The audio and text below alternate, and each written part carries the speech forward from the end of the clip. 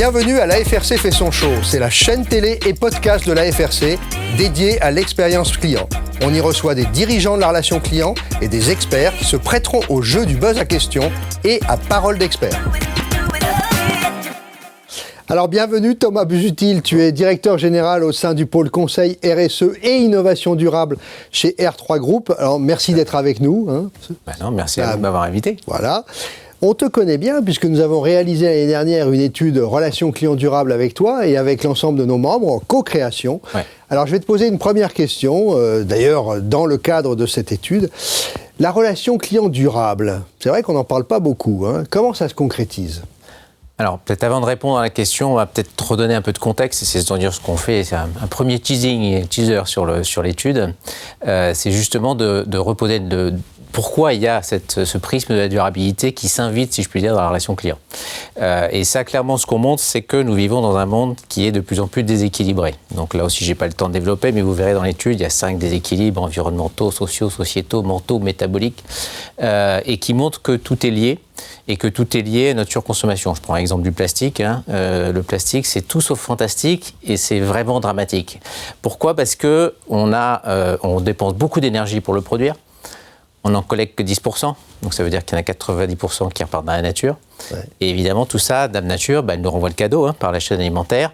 Et on mange, je ne sais pas si vous connaissez cette étude du WWF, à peu près une carte de plastique toutes les semaines. Ou tous les mois, suivant le régime alimentaire.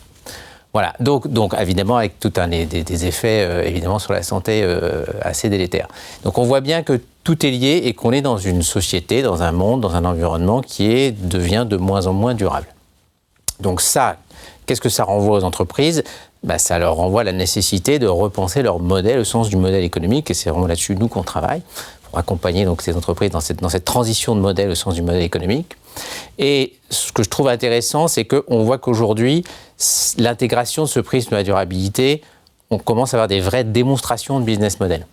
D'accord ? Dans un des exemples qu'on prend dans l'étude, avec la Massif, quand ils décident en 2019 de promouvoir les pièces de réparation automobile, les pièces d'occasion, pardon, donc dans une vision d'économie circulaire, en fin 2022, c'était quasiment 14% de toutes les réparations qui sont faites avec ce type de pièces. Donc on voit bien que ce rôle de tiers de confiance et d'intermédiation entre les réparateurs et leurs clients, elle a un rôle majeur et ça permet de faire des économies. D'abord, ouais. Donc c'est bon aussi pour la Massif, évidemment, d'un point de vue business, et évidemment, ça rajoute un élément de la relation client. Je pourrais prendre aussi Dartimax, pareil, qui est passé de 200 000 clients fin 2021 à 1 million de clients en 2023 et 2 millions fin 2025. Donc ça veut dire que ça, sur 11 millions de clients. Donc on voit que ce n'est pas 3 clients dans un coin, ça va être 20 à 25% de tous les clients de Fnac Darty. Donc ce qui est intéressant, c'est de voir comment on a maintenant une prise en compte de plus en plus forte de ces transformations de modèles sur la seconde main, sur des visions circulaires, sur des visions fonctionnelles, sur la performance d'usage. Vous n'êtes plus possesseur les véhicules automobiles, c'est typiquement. Aujourd'hui, on n'achète plus son véhicule, on le loue. Donc on en a l'usage. Donc c'est quelle performance d'usage il y a derrière et quels angles environnementaux et ou sociétaux on peut prendre. Donc évidemment, tout ça, ça s'intègre, ça va nourrir, ça va enrichir la relation client et ça va donner des éléments de proximité, pour ne pas dire de complicité avec son consommateur. Si je suis dans les économies servicielles, c'est évidemment que ça crée des boucles de plus en plus fréquentes d'interaction avec son client sur des sujets où on voit bien, où toutes les études nous montrent qu'il y a de plus en plus d'attentes. On va même plus loin, d'ailleurs, même les consommateurs vont plus loin que le serviciel. Je crois que c'est Michel de Bonneuil qui appelait ça le quaternaire. Oui. En fait, on essaye de louer un système multimodal. Donc ça va en plus générer encore plus d'interactions clients, ce que tu disais, sur tous les modes de transport. J'ai besoin d'une trottinette, d'un vélo, d'une voiture, etc., en fonction de mon besoin. Exactement. Donc ça va beaucoup plus loin, en fait, que simplement transformer le produit en service, quoi. Exactement. Et c'est ça qui est intéressant. C'est justement en quoi ce prisme de la durabilité résonne par rapport à cette évolution nécessaire des modèles, puisque là on passe effectivement de la possession à l'usage et surtout à la performance d'usage. C'est Blablacar qui avait fait une étude qui montrait que si tout le monde faisait du covoiturage, on aurait besoin de 10% du parc automobile actuel. 10%. Incroyable. Alors, évidemment, on n'est pas là. Mais voilà, il faut qu'on arrive effectivement à réduire ce volume de produits. Ouais. Mais en même temps, ça fait très peur. Et moi, je comprends très très bien. Et les réactions qu'on a eues par rapport à la récente campagne de l'ADEME en témoignent, des commerçants. Et moi, j'entends très très bien l'angoisse des commerçants en cette fin d'année, où commencer à dévendre ou désacheter. Bon, ça crée des tensions. Donc l'idée, c'est qu'il faut leur montrer positivement que, au travers de ces nouveaux modèles, on peut retrouver des nouveaux leviers de croissance et que là-dessus, toute la dimension de relation et d'expérience client, elle s'en trouve considérablement enrichie. Et en t'écoutant, on sent que c'est aussi la jeunesse, cette génération Z et voire les autres qui sont en train de rentrer dans ces modèles et donc qui vont utiliser l'expérience client et la relation client différemment.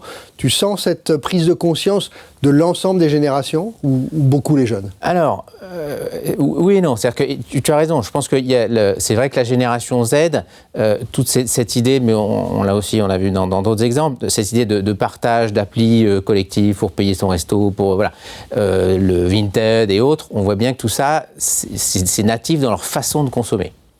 Donc oui, ça évidemment, cette génération-là est particulièrement propice, si je puis dire, à engager, on va dire, des discussions, des dialogues et une relation client sur ces dimensions-là. En plus, quelque part, le changement climatique, l'adaptation au changement climatique, c'est eux qui vont le vivre.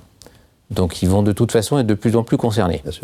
Après, il y a effectivement à l'autre bout de la chaîne, si je puis dire, on voit aussi qu'il y a une population de plus de 50 ans, on va dire, qui, là aussi, alors pour d'autres motivations, mais aussi de plus en plus impliqué et agit de plus en plus fortement, y compris dans sa consommation, pour intégrer justement ces logiques environnementales et sociétales, alors notamment par rapport justement à ce qu'ils vont laisser à leurs enfants, à leurs petits-enfants.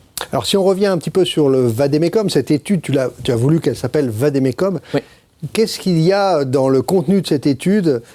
C'est sous une forme de recommandation ? Alors, pourquoi effectivement, c'est un point important. Pourquoi on a appelé ça Vademecum ? Enfin, on l'a proposé. Ensemble, vous l'avez accepté. R3 Group et FRC. L'idée, c'était justement de trois choses. C'est qu'elle soit ambitieuse sur ce que je viens de dire, c'est de montrer comment ça va jusqu'à... Enfin, en tout cas, ça engage, ça propose d'aller jusqu'à cette réflexion sur le changement de modèle, mais en même temps, c'est très pédagogique, je vais expliquer pourquoi, et c'est très opérationnel, c'est très pragmatique. Donc l'idée, c'est vraiment de donner des clés, d'abord à ceux qui ont, et merci, participé effectivement à la co-réalisation de cette étude, puisqu'on l'a fait avec 7 ou 8 entreprises membres de la FRC, premier point, et puis derrière, évidemment, toutes les entreprises potentiellement intéressées par ces sujets, pour leur montrer concrètement comment agir. Donc, comment est structurée l'étude ?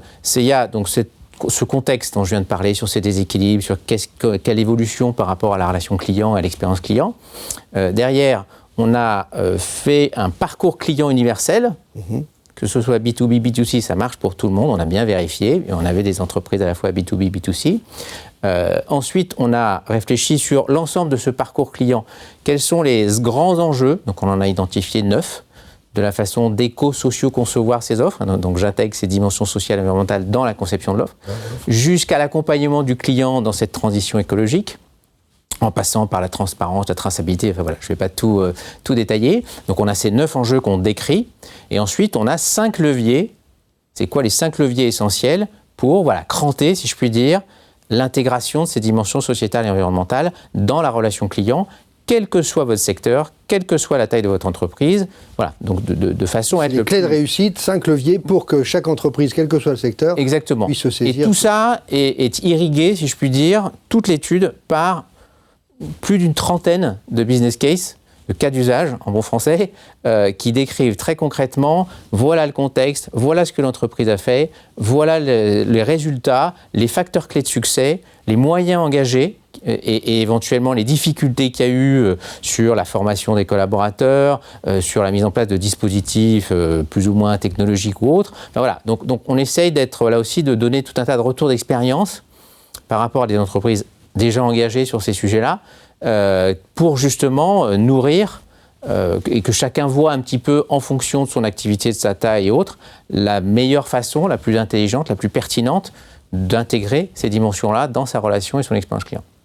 Alors justement, si on a envie de donner des conseils à nos auditeurs et si on a 3 recommandations à leur faire sur comment s'engager dans une relation client durable, qu'est-ce que ça veut dire pour eux concrètement? Donc 3 recommandations qu'on pourrait leur faire. Je vais peut-être aller un peu au-delà de 3. Je vais hacker la question. En tout cas, le premier point, c'est d'abord de quoi on parle. C'est-à-dire de faire ce travail, de prendre sa chaîne de valeur et d'identifier quels sont les défis sociétaux environnementaux qui sont liés à cette chaîne de valeur, qui sont liés à mon activité. C'est quoi mon impact? D'accord ?